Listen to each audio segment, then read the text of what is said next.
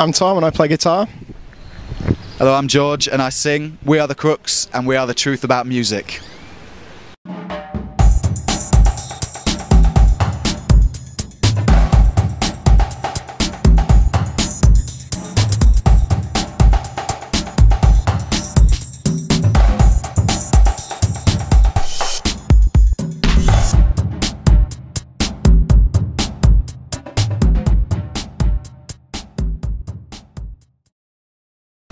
So tell us a little bit about where your sound originated. You guys have a really cool pop, synth, electronic sound. Where did it come from?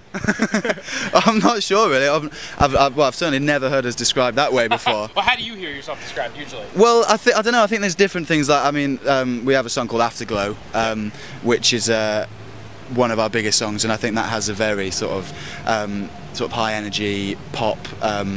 Hi-fi kind of sound, and that's what we were going for. But I think like there's two sides to us. There's that really sort of high tempo pop sound, and there's also a different sort of, it's all pop basically, but there's just different strands of pop that we like. So being from Sheffield, you have bands like the Human League and Heaven 17 and people like that. So that's obviously the electronic side. But I've never ever thought that we were lumped in with those bands. We've always had more of a our heads a bit further back in the past, 50s, 60s.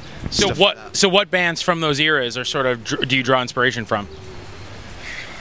Lots of them. Stiff Records bands, sort of. Yeah.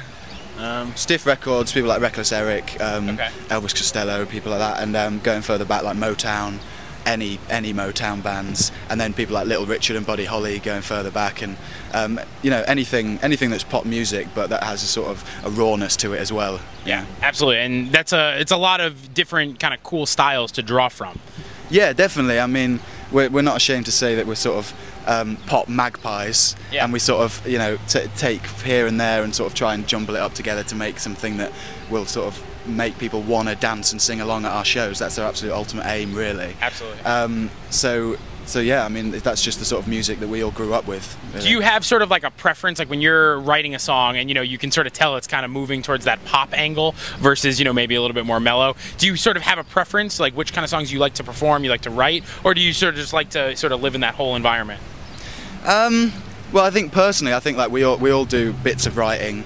Like Daniel always writes the lyrics, but like say if I sit down with a guitar and try and write a song, like I always have it in my head that it should be a pop song. Right. I struggle to write anything. You want to hear it on the radio. Songs. You want to hear exactly. It, you know, that's kind of, like it's that thing you want people to dance and sing along. That's sort of like when you're playing live.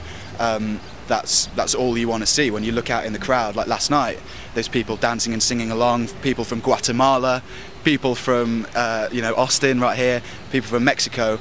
And it's that kind of thing when you sat in your room in Sheffield and it's pissing it down outside and it's just you and an acoustic guitar going la la la la la, and then a year later you're playing to all these people and people are dancing and singing along and chucking beer glasses everywhere. It's amazing. It's amazing. That's what you hope for. So we got slow songs, but it's yeah, for sort of Friday night in Austin, Texas. Absolutely. You need to play that. You guys have had a pretty good amount of success over in the UK. Is it sort of different coming over here and now you're playing, you know, really tiny clubs again, and like, you know, you're sort of down and dirty in the Austin music scene?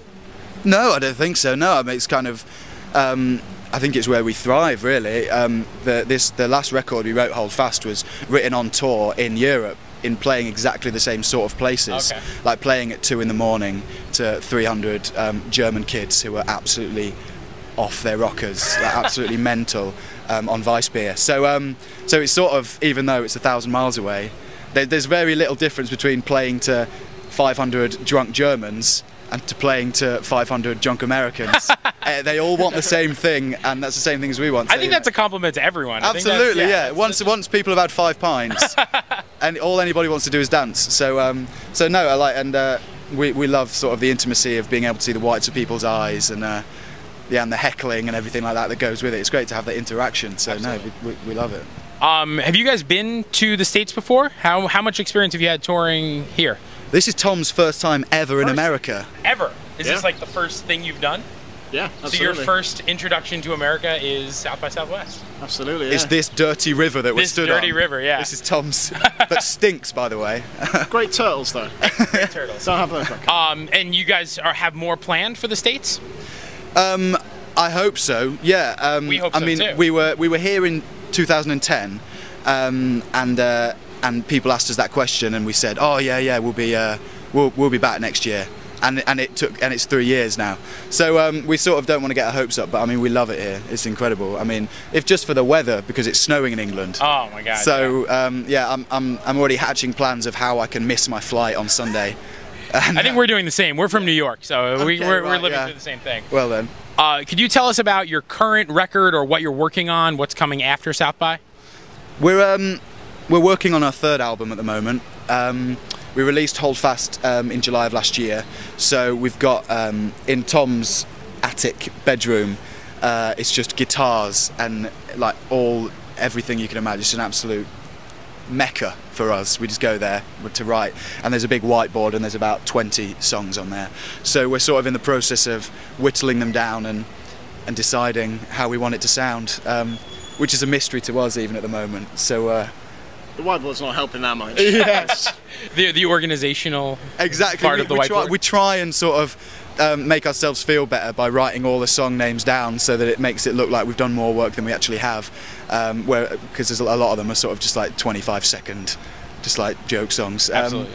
We've got a song at the moment called Clementine's Been Deported, about a friend of ours who got deported from England. But yeah, no, we sort of it's quite exciting really, coming up with new songs and deciding where you want to go. So I feel like, being that you guys had this crazy tour and you've been touring for a while, do you have like any really crazy stories from Europe that are just, you know, shows you've played that are just have gone absolutely nuts? I hope none of you got actually hit with a beer glass. No, that's never happened. Russell, like pretty much, you can guarantee that Russell every night will come off with blood dripping from his hands, because when it gets to the last couple of songs and he's giving it absolutely everything, he always slices his knuckles on the cymbals. So he'll come off and he will have wiped his face for sweat, and he'll have blood all over his face, and he'll be like, "Mate, what's happened? Have you been attacked?" And he'll be like, "No, I just sliced my knuckles again." Russell again, we played in Munich on the last tour of Europe, and Russell did the encore in the tightest pair of Speedos that you can imagine. Just Doc Marten boots, smart button-down shirt, and Speedos. Nice. I don't think we've ever had a louder cheer, ever. There you go. Well, you know what your fans like. Exactly. I hope he's packed them this time. I really do, yeah. If people want to find out more about you, where do they go? They go to thecrookes.co.uk, and we're on Facebook and Twitter and everything like that, yeah. Sounds good. Thank you guys very much. Appreciate it.